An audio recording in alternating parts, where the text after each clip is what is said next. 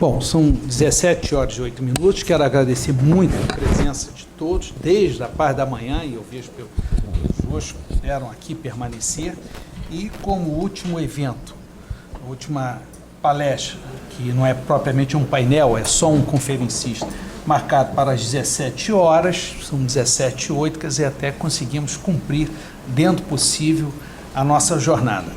E para finalizar, depois deste dia de trabalho, profícuo trabalho, em que ouvimos promotores, juízes, ouvimos delegados, conhecemos um pouco mais da forma como a sociedade pode antever a atuação dos organismos públicos que devem proteger a sociedade, notadamente nessa questão da criminalidade organizada, né, organização criminosa e milícia em particular.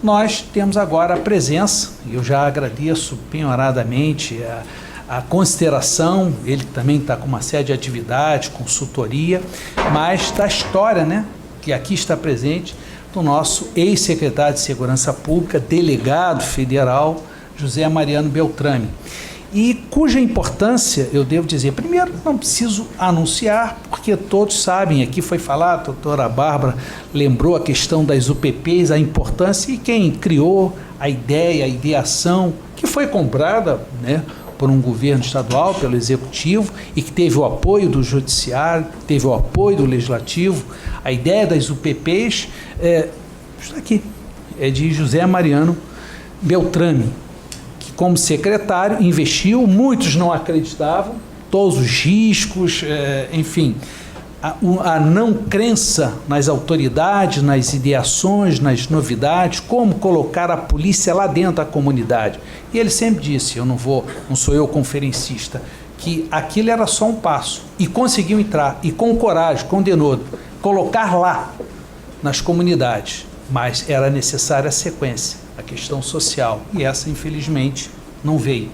E aqui não estamos para discutir essa questão social, e sim da criminalidade. Mas eu quero chamar a atenção que exatamente deste trabalho, em particular, do então delegado e secretário de Segurança Pública, José Mariano Beltrame, chegamos ao tipo penal da milícia. Poucos sabem, mas em 2011, 2012, quando estava sendo projetado um novo Código Penal, que está no Senado Federal, já foi aprovado em várias comissões, falta a votação no plenário e ser aprovado depois para a Câmara, com a relatoria do então senador, hoje governador de Mato Grosso, Pedro Táxi, que era um procurador da República, que se aposentou e ingressou na política e fez um ótimo trabalho. Houve uma comissão de juristas e, na época, era secretário de Segurança Pública e presidente da comissão e do Colégio de Secretários de Segurança Pública do Brasil, e que levou aos senadores, levou aos membros da comissão de juristas, a realidade da milícia.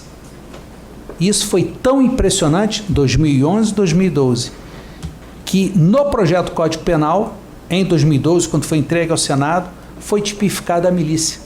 A milícia era a associação criminosa, era a forma, ou teria que se enfrentar por estelionato, por eventuais homicídios, por estelionato principalmente, mas não havia um tipo próprio da milícia. É claro que a milícia atua de forma estelionatária, com ameaças, com extorsões, havia crimes próprios, mas milícia era alguma coisa muito maior. E foi devido ao trabalho dele e de todos os secretários de segurança da época, porque realmente foi algo que parece que nasceu no Rio de Janeiro, mas se espalhou em todo o Brasil, que a comissão, e o trabalho da comissão está no Senado, mas o Congresso Nacional resolveu tipificar não só a organização criminosa, mas aí já num compromisso, como eu disse, internacional que o Brasil subscreveu, mas desde do Tratado de Palermo, depois de Nova York, mas principalmente a milícia. Então, se hoje estamos discutindo aqui a questão da milícia, do enfrentamento das suas várias óticas, é porque já há um tipo penal, e se temos um tipo penal, é porque devemos principalmente ao trabalho de um homem, e esse homem está aqui do nosso lado, a quem eu agradeço mais uma vez a presença, abrir a sua agenda, que eu sei difícil, tem outros compromissos, e agradeço em nome do Estado do Rio de Janeiro, da sociedade fluminense, todo o seu trabalho. Com a palavra, José Mariano Beltrame, a quem eu quero, por favor, uma salva de palmas. Presidente, pela ordem. Por favor. Eu não poderia deixar de quebrar o protocolo e fazer uma saudação especial ao doutor Mariano Beltrame, porque na época eu estava no Ministério Público e tomei conhecimento da sua nomeação por um amigo que fora trabalhar com ele. E a minha admiração por ele foi desde o primeiro momento, quando eu pude constatar a maneira, a sua devoção pelo trabalho e principalmente o apoio que sempre deu ao Ministério Público, na minha pessoa, na pessoa do doutor Pinheiro, em todas as investigações que porventura a Secretaria de Segurança estava envolvida. Desde o momento da indicação do ouvidor, que eu tive a oportunidade de conversar com o doutor Mariano, e ele prontamente aceitou uma ideia minha de trazer o doutor Luiz Sérgio para ser ouvidor, até quando enfrentamos juntos o problema dos black blocs e fomos a Brasília, ele ouviu o Ministério Público, sempre trabalhou nessa parceria que hoje eu ouvi falar aqui. Então é uma questão de justiça. Eu pedi para quebrar o protocolo, para fazer uma saudação especial a esse homem, que para além de amigo, é um servidor público exemplar. Muito obrigado por ter aceitado o nosso convite de vir palestrar na Emerge, que ora eu estou na vice-presidência do Fórum junto com o doutor Pinheiro. Muito obrigado.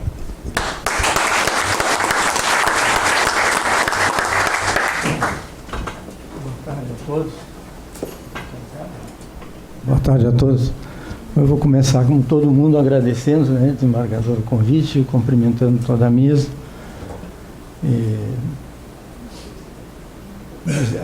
Tudo que eu vou falar aqui são reflexões de 41 anos de atividade nessa área.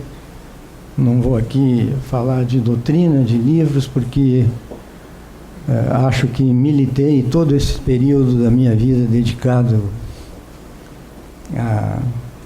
a esse tema, e não só no Rio de Janeiro, em lugares complicados como Ponta Porã, Corumbá, Cáceres, Pontes de Lacerda, Rondônia, em vários lugares do país, e eu acho que isso me deu muita bagagem para poder trabalhar. Vim para o Rio de Janeiro em 2004, a comando do então ministro Márcio Bastos, né? Márcio Tomás Bastos, e fizemos aqui um trabalho. Eu estou dizendo tudo que eu não ia dizer, mas é que como a gente é o último a falar, aí os outros vão falando coisas que a cabeça da gente vai... como os doutores que falaram aqui sobre milícia, eu também sempre tive na minha cabeça essa questão da inteligência. Nós vimos aqui entre 12 pessoas de diversos estados do Brasil e fomos parar dentro da Superintendência da Polícia Federal, num cantinho lá, onde ninguém podia, as pessoas só sabiam que nós éramos de fora, para então começar a fazer um levantamento sobre a criminalidade para a possível Olimpíada, para os Jogos Olímpicos de 2006. A superintendência na época tinha 900 policiais. Nós, em 12 homens, batemos o recorde de apreensão da história da Polícia Federal no Rio de Janeiro.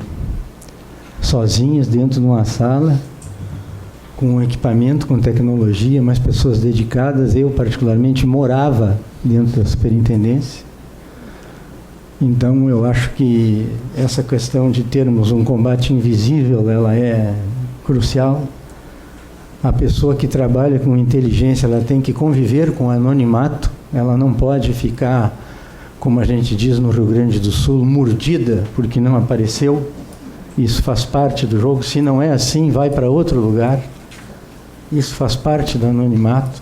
Eu hoje posso contar para vocês, mas eu participei da prisão do irmão do... Você lembra daquele sequestro do Zezé de Camargo e Luciano?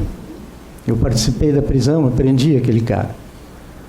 E até hoje ninguém sabe.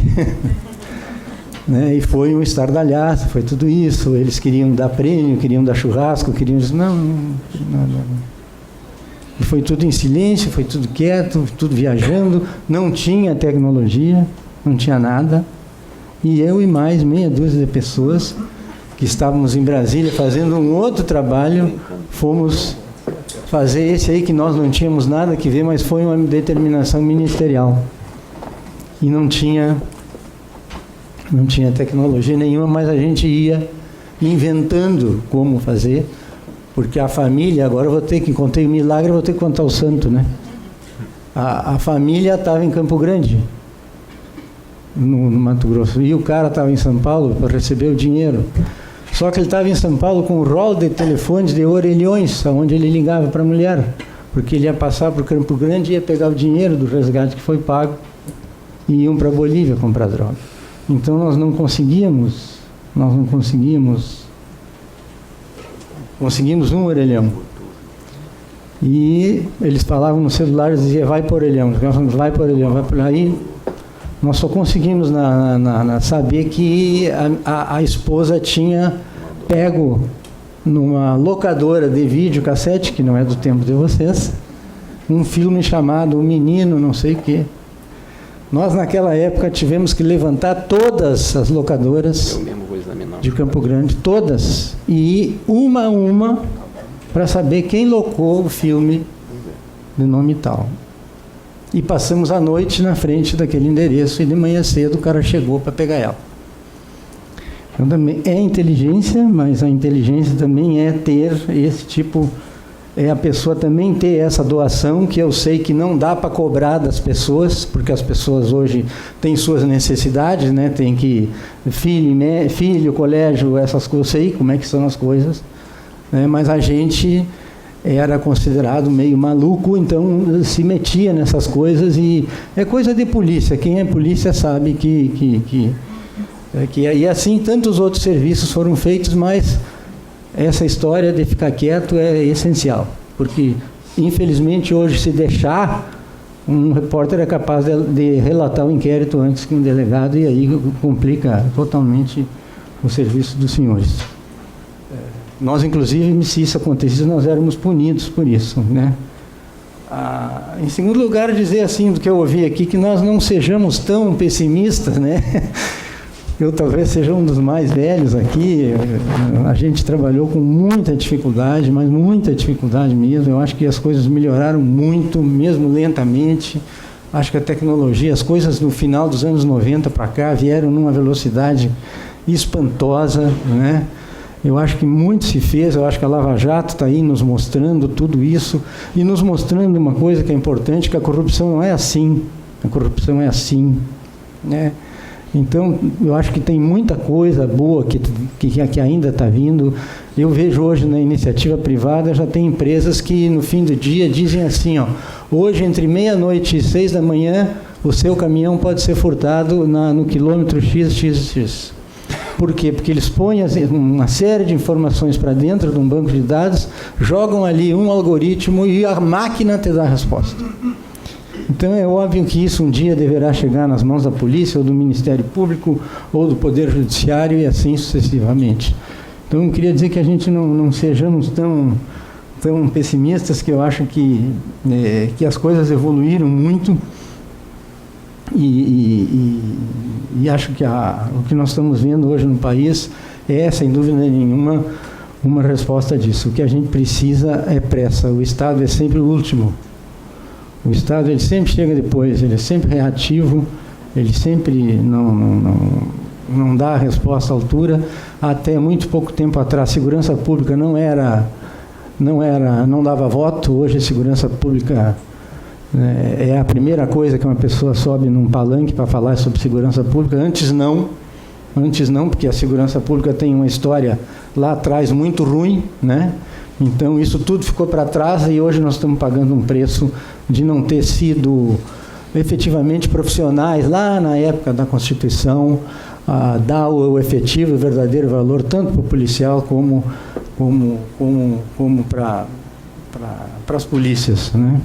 E também acho que as mudanças legislativas, né? Acho que nós precisamos de mudanças legislativas, mas aí os senhores, para trabalhar, nós precisamos trabalhar mesmo que o Congresso tome vergonha na cara e realmente façam as mudanças que permitam com que os senhores possam atuar de uma outra forma, de uma maneira mais racional e otimizada.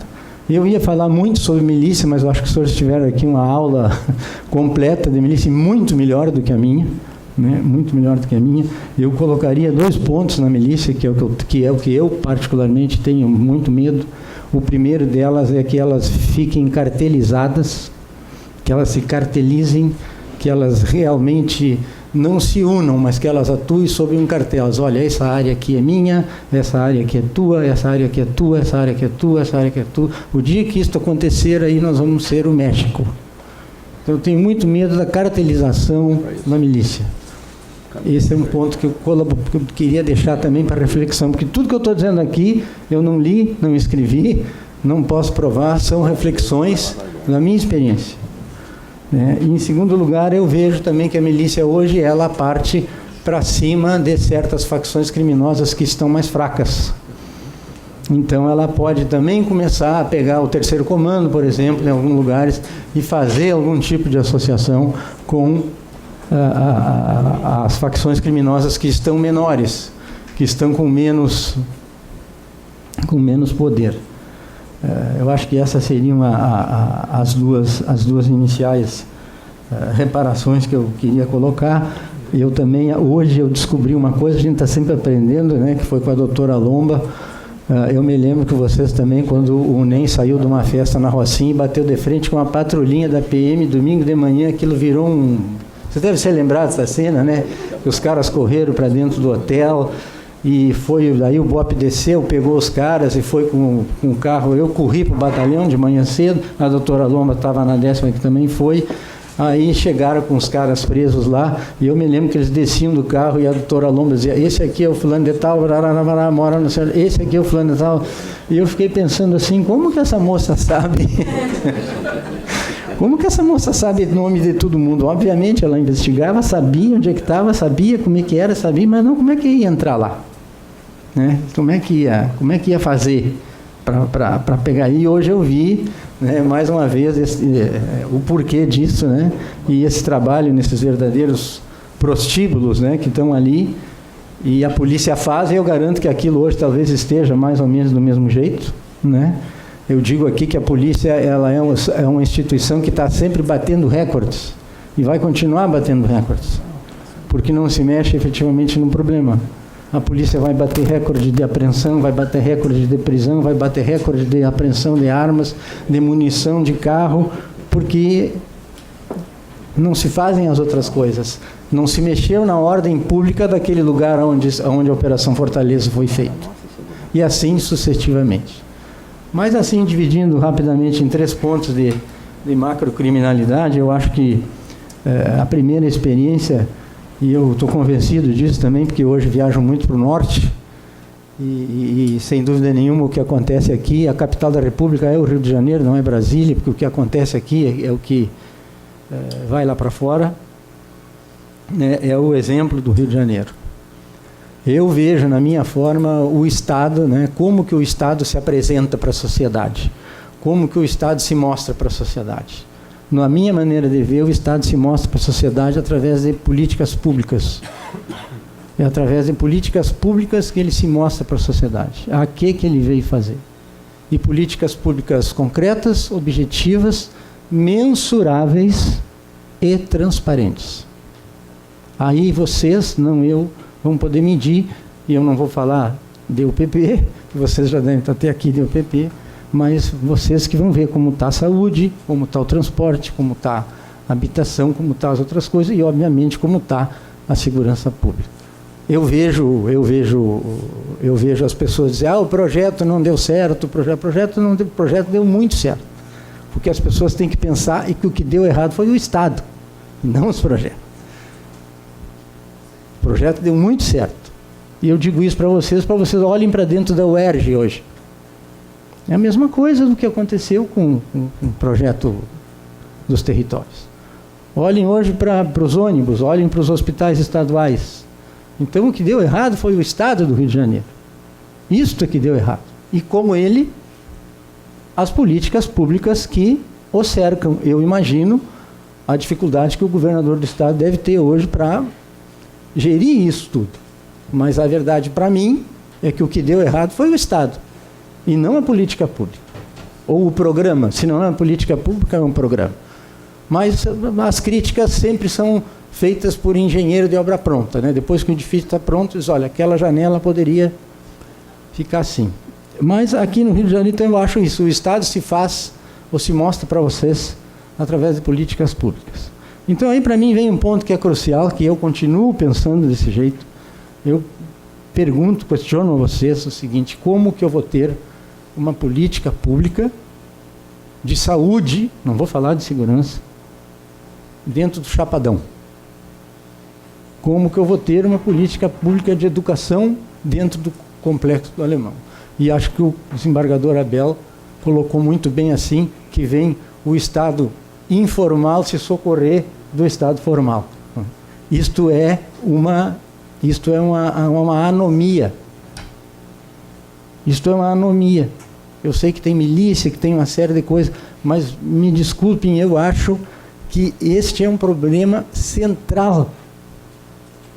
Central. E aqui o desembargador, me corrija se eu estou errado, eu acho que o próprio tribunal tem uma determinação dizendo para os seus servidores não irem intimar pessoas que moram em áreas de risco. O próprio Poder Judiciário reconhecendo que o Estado não existe lá onde o servidor tem que ir. A casa, o Magazine não vai lá no lugar entregar as coisas para você. Você vai fazer uma obra na sua casa, você tem que tirar a licença do CREA, contratar os pedreiros, pagar o INS dos pedreiros, respeitar o horário do condomínio, contratar um entulho, receber o material, fazer a obra no horário que tem que fazer. Aí você abre a janela da sua casa, você vê um edifício feito totalmente à margem do Estado. Então, pessoal, eu acho que muito do que nós estamos discutindo aqui, que se discute, tem muito da sua origem na questão do Estado formal e na questão do Estado informal. Ah, mas lá no Chapadão tem colégio, tem uma política pública? Tem. Mas entre o currículo das crianças, um é se esconder de bala. Que educação é essa? Ah, mas tem uma UPA lá na Maré. Em fevereiro, na Maré, eu sei que um médico colombiano foi levado para a casa da pessoa que foi baleada, ficou na casa da pessoa, 24 horas depois foi devolvido para a UPA. Que política de saúde é essa? Ah, mas eu entro lá, eu faço lá o que eu quero. Você faz lá o que você quer, mas você tem que pedir. Você tem que bater na porta e pedir para fazer. Então eu acho que nós não temos aí, o que eu falei antes, o Estado. Nós não temos, lá nesses locais, nós não temos o Estado democrático de direito. Nós não temos poder judiciário, legislativo nem executivo. Nós temos lá um rei, nós temos lá um imperador e ele tem o seu exército. Então, isso é uma coisa que, para mim, sempre não fechou na minha cabeça, desde que eu cheguei aqui. Eu disse que não é possível. Não é possível. Então, esse é um aspecto que eu também deixo para reflexão, porque eu não vejo ninguém falar disso. Ninguém falar, não vejo ninguém escrever, vejo a polícia dando sangue diuturnamente. Aí eu desço na minha casa, que eu sou um gringo criado no meio do mato, podar uma árvore no mês de maio, o mês de maio é mês de podar a árvore, uma pessoa me denuncia que eu estou podando uma árvore. Enquanto que aqui no Rio de Janeiro terminaram com a Floresta da Tijuca, terminaram com a Mata Atlântica, e nós fizemos o quê? Eu sei que o Estado foi leniente e talvez ainda seja, mas vocês foram tolerantes. foram tolerantes. E hoje o problema é muito difícil, porque existe uma desordem pública muito grande, as pessoas estão consagradas, já sedimentadas naquelas submoradias, e fica muito difícil e muito fácil para o crime ficar lá, porque não se pode direito fazer uma investigação. Não se pode lá transitar. Então eu acho que este é um ponto que nós temos que ter isso, nós temos que ter um jeito de trabalhar com isso, né? Que é a questão do território. Eu às vezes via, mas hoje eu não vejo mais, porque eu não assisto, a gente via um helicóptero filmando barricadas, né? nas comunidades. E via muitas vezes, às vezes conversam, dão uma risadinha, né? Que vai tirar a barricada, tem barricada. Pessoal, aquilo é muito sério para mim. Sabe por que é sério? Porque aquilo ali é a fronteira. É a fronteira de outro país. Aquilo é a fronteira, é a divisa. É a divisa do formal com o informal, do legal com o ilegal, do democrático com o déspota. Eu me lembro que o exército aqui pedia, quando teve a intervenção, ele pedia carteira de identidade para quem saía das comunidades. Está errado, está na Constituição que está errado, tanto é que a Advocacia Geral da União entrou na Justiça. Mas eu pergunto para você, se nós tivermos que entrar lá num lugar desse, nós não vamos ter que mostrar a carteira de identidade. Talvez nem a carteira de identidade, né? Eles vão perguntar para nós, o que tu está fazendo aqui, onde é que tu vai, onde é que tu... Vamos fazer um interrogatório para nós entrar lá. E se eu tiver errado, vocês perguntem para os motoristas de aplicativo, como é que eles fazem para entrar nessas comunidades. Então, eu acho que nós convivermos com esse tipo de anomia, vai ser muito difícil nós virarmos uma página de segurança. É a minha maneira de ver, eu posso estar totalmente, não sou dono da verdade, mas eu não vejo um quadro como esse. Começo a ver em outros lugares, lá como Maranhão, no interior do Pará, começo a ver isso lá. E enquanto você tem lugares assim, é óbvio que a milícia vai vir, que o tráfico vai vir, nós podemos melhorar os índices de criminalidade, podemos botar bastante policiais na rua e manter aqueles lugares lá e tratar essas pessoas como gueto, como sempre trataram. Podemos melhorar os índices de criminalidade se nós fizermos isso, mas aquela situação ela vai tensionar. Então o que eu vejo é essa questão, para parar de falar isso, eu vejo aqui a questão territorial. Se não tem território, me desculpe, não tem Estado. Não tem Estado. Queimaram Tim Lopes, ele foi perseguido, preso, julgado, condenado e executado. Se deram aqui todos os requisitos do Estado Democrático de Direito, com direito à pena de morte. E hoje tem muita gente que chora e morre aí dentro e fica pai e mãe sem poder saber. O segundo aspecto que eu acho que tem que entrar nisso é que o Rio de Janeiro não é uma cidade que se tem guerra, mas o Rio de Janeiro tem núcleos, lugares, ilhas onde se faz guerra. E a guerra se dá quando alguém do Estado entra dentro desses locais e o rei sente-se de uma certa forma ameaçado. Então aí nós temos situações de guerra assimétrica, que são troca de tiros muito próximas.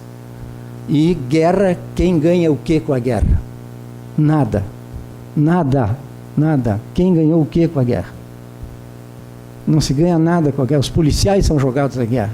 Os policiais não querem fazer guerra, mas são jogados à guerra. Vivem na guerra há 20, 30 anos. Você tira um fuzil do policial, ele se sente nu, porque ele está acostumado a ficar aqui na frente cuidando do trânsito, dali a pouco toca um telefone, ele tem que ir lá para um lugar fazer uma operação policial. E lá ele troca tiro, ele morre, ele fere, ele mata, ele vê morrer, e aí termina a operação, ele volta aqui para frente para cuidar as criancinhas atravessar a rua. Que homem tem que ser esse? Quanto tem que ganhar esse policial? Quem é esse cara? Então eu acho que isto, o Rio de Janeiro, a questão da territorialidade a questão geopolítica, que nós não temos periferia, não é que não temos periferia, né? Mas a periferia do Rio de Janeiro parece que está dentro do Rio de Janeiro, né? Se você pegar um fuzil 762, se subir lá no Dona Marta e der um tiro, você acerta um avião no Santos Dumont. Se você virar para o lado de lá, você dá um tiro na Lagoa Rodrigo de Freitas. Então, quando o Estado vai para dentro desses lugares, nós temos possivelmente a guerra. E a guerra morre, as pessoas morrem, acontecem os fenômenos bala perdida, bala nas costas de uma criança, bala não sei quem, que não se sabe nem de onde veio e dificilmente vai se saber por quê, porque não é um território do Estado.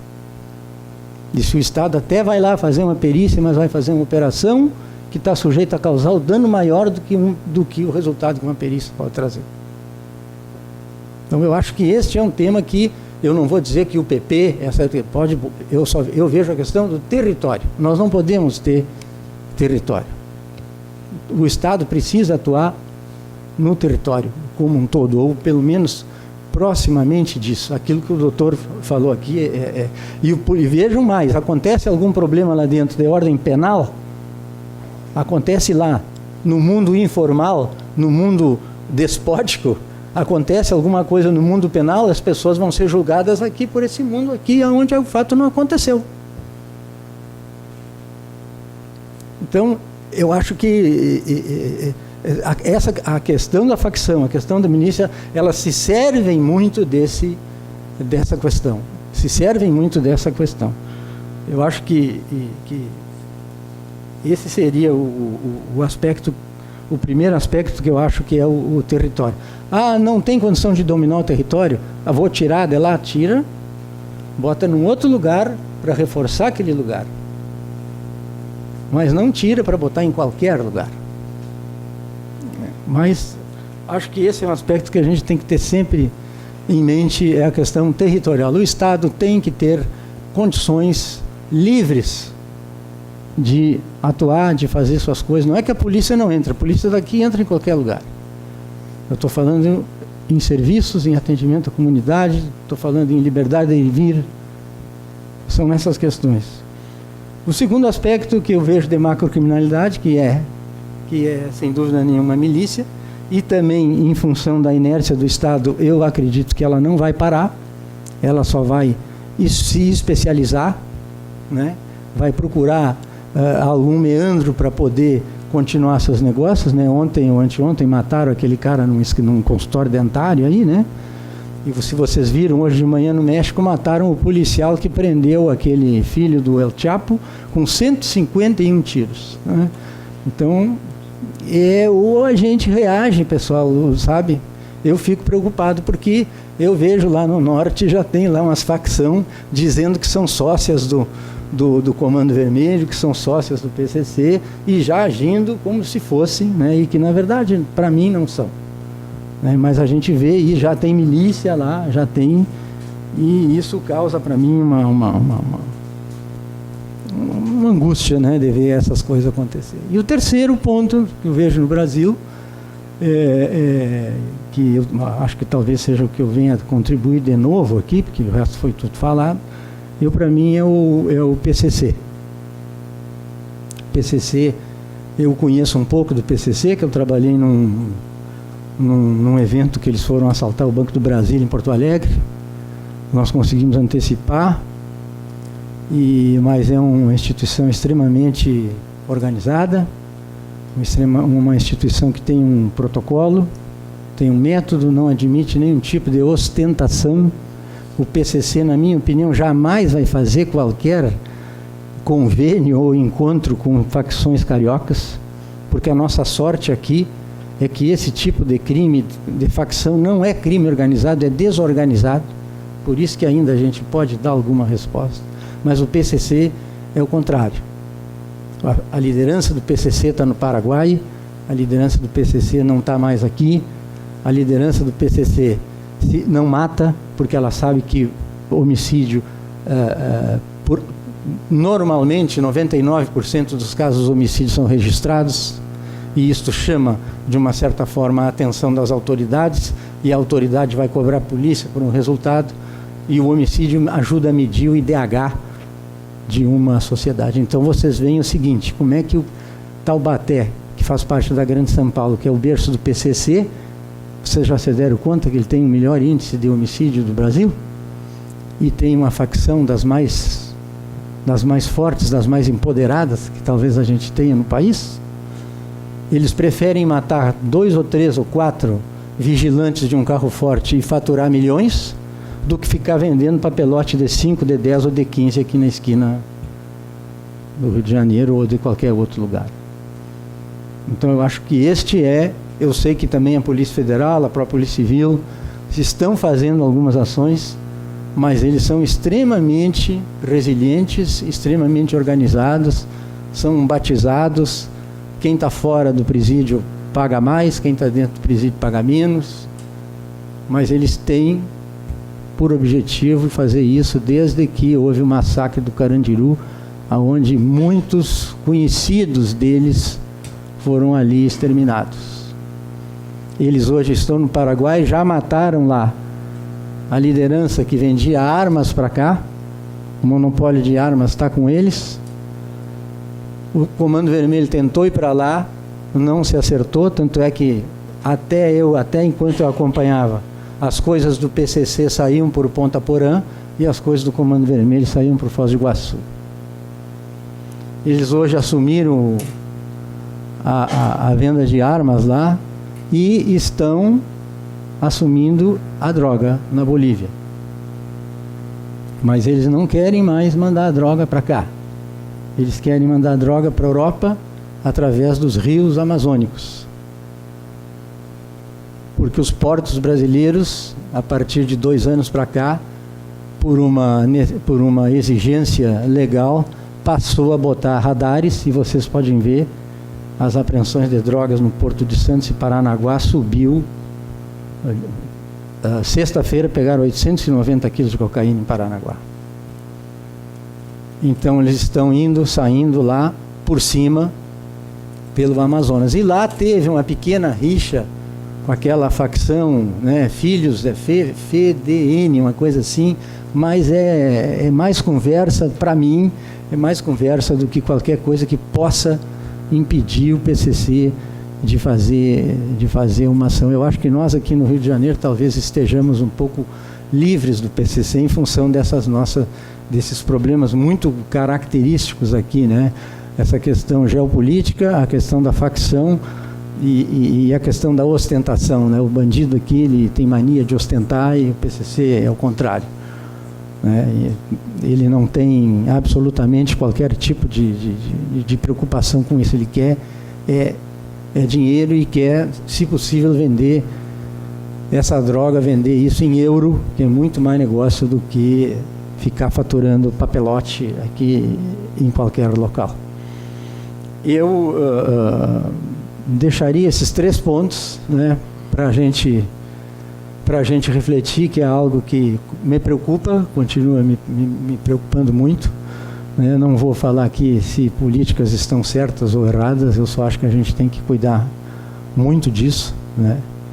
O Rio de Janeiro, se não me falha a memória, segundo um dado da prefeitura, quase 2/3 deles é considerado submoradias. Submoradias não é eu que estou dizendo, é um conceito da prefeitura, né? Então nós podemos, de uma certa forma, segurar o crime, mas nós só vamos poder levar resultados melhores para essa cidade se nós tivermos planejamento de curto, de médio e de longo prazo, e planejamento, sobretudo, integrado.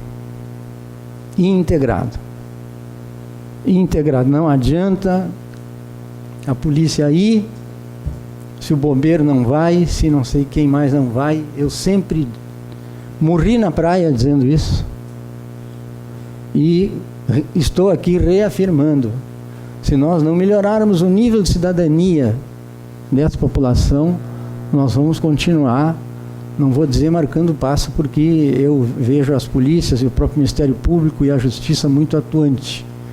A tecnologia está aí, 80% do que a gente precisa para uma investigação está em fonte aberta. É só saber procurar e querer saber procurar. 80% das coisas estão em fonte. Onde é que tu tirou isso? Aí tu vai lá, tem um lá que vem e procura aquilo que você precisa. Então eu acho que a gente não pode ser pessimista, porque há maneiras de se enfrentar isso, e eu acho que, não vou dizer que eu aqui, mas eu acho que todos vocês, né, ou todos nós fizemos de uma certa forma, bem ou mal, um diagnóstico das coisas, mas agora precisa se assumir isso, ter isso como prioridade. Eu acho que isso é outra coisa. Eu acho que no Brasil, se eu fosse alguma coisa, eu ia dizer, eu vou atacar segurança, porque sem segurança não acontece nada. Sem segurança não acontece nada. Os investimentos vão embora. Garanto que cada um de vocês aqui conhece alguém que foi embora para Portugal ou para os Estados Unidos. Sem segurança não acontece nada. A fábrica fecha e vai embora. Uma grande fábrica de cosmético para cabelo e beleza, há 51 anos no Rio de Janeiro, foi embora. Isso é gente desempregada num país que já tem 15 milhões de desempregados. Tomara que nenhum desses opte pelo crime para suprir as necessidades da sua família.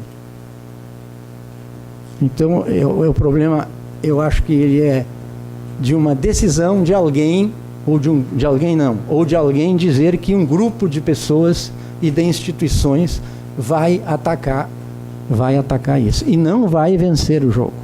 Essa é outra coisa que um policial tem que ter na sua mente.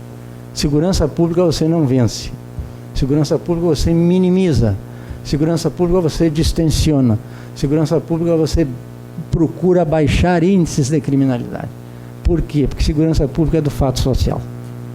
Daqui a pouco entra um maluco lá com uma metralhadora e aumenta o nível do homicídio do Rio de Janeiro em 30 ou mais pessoas. Então isso a gente tem que ter consciência, mas eu acho que falta ainda uma decisão institucional superior que bata na mesa e diga assim, nós precisamos nos reunir aqui, porque senão isso vai ficar muito complicado. E a gente está mexendo com o que o ser humano tem de mais caro, que é a esperança. Segurança pública mexe com isso.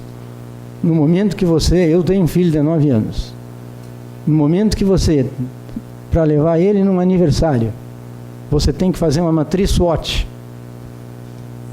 de ameaças e virtudes, que horas que é, onde é que é, por onde que vai passar, quem vai buscar, quem vai levar, termina onde, mas tu vai passar, qual é o trajeto que tu vai fazer, moral da história, você não vai no aniversário. No momento que você tem que pensar que para ir na praia, fazer um gesto banal de ir na praia, eu me lembro que na época de verão nós tínhamos que botar 800 policiais entre Ipanema e Leblon para uma pessoa ir na praia. Vocês me desculpem, isso não é factível. A gente tem que fazer para atender a população, mas isso não é factível que se faça, ou então 1.000 pessoas, 1.000 policiais para um jogo de uma decisão de campeonato carioca. Eu acho que esse problema é como foi dito aqui, a gente precisa união, precisa uma suplementação de poder ou de vaidade, seja lá do que for. A tecnologia, esteja ela aonde for, nós todos podemos ter acesso, nós todos podemos compartilhar. Informação que não anda, informação que não transita, não é informação. Não adianta eu ter informação. Esse banco de dados é meu, essa senha é minha, tudo bem. Mas se ela não anda, se a doutora Bárbara não pode colher as informações. Eu me lembro que uma vez eu fui a Israel, eu vi uma máquina lá que só faltava falar. Aí eu disse assim, mas eu não vou entrar nisso aqui porque eu preciso pedir uma autorização para o CDL, uma autorização para a Light, uma autorização para não sei o que. Eu digo, não vou fazer isso. Agora, lógico que isso em Israel não existe, isso é direto, né? Então eu acho que a gente precisa, de uma certa forma, alguém unir essas instituições, trazer esse problema, planejar isso, porque isso não é assim para fazer, né? Respeitar esse planejamento acompanhado com todas essas instituições e a gente ir medindo como que a sociedade está se sentindo, para poder fazer os devidos acertos. Então, gente, eu continuo sendo otimista, porque ser pessimista é mais fácil, né? Ser pessimista é se atirar para trás e dizer, isso sempre foi assim, vai ficar assim. Eu acho que o otimismo é a gente buscar soluções, tentar aqui, vir discutir, e esse foi o motivo que me fez vir aqui. Eu faço 3 anos que não digo nada, que não falo nada, mas eu acho que essa casa aqui tem esse papel. tem esse papel, ainda mais partindo do judiciário e vendo o trabalho que todos vocês estão fazendo. Eu acho que, por enquanto, obrigado, gente.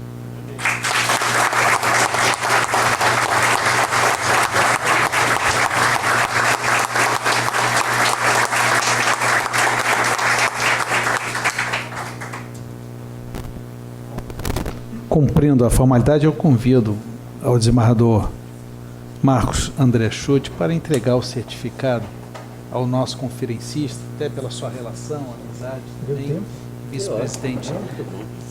Helena, nós temos já, esse é o pendrive...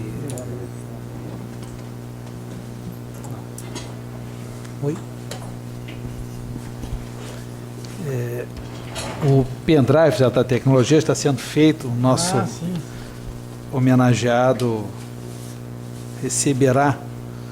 E eu acho, bom, primeiro cumprimos, consegui o horário, mas mais uma vez eu quero demonstrar aqui registrar minha satisfação aos juízes que ficaram, aos promotores, às autoridades policiais e principalmente aos estudantes, aos advogados e aqueles que por algum motivo se interessaram em hoje assistir e participar deste evento. Começamos pouco depois das 9 horas da manhã, são quase 6 horas, e enfim, e acho que a Escola da Magistratura cumpriu sua missão.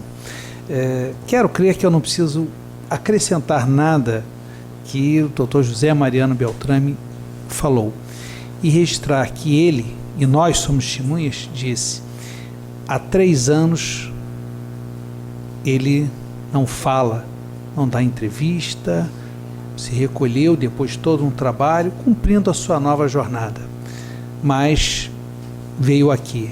Ou seja, eu acho que devemos nos sentir felizes, porque ele abriu um espaço para vir à Escola da Magistratura, para vir ao nosso fórum, para falar com um grupo que ele entende que merece ouvi-lo. Então, dito isso, eu acho que eu posso encerrar, não é, Abel, Luiz Sérgio, Schutte, encerrar o nosso evento. Agradecendo a todos os senhores. Muito obrigado.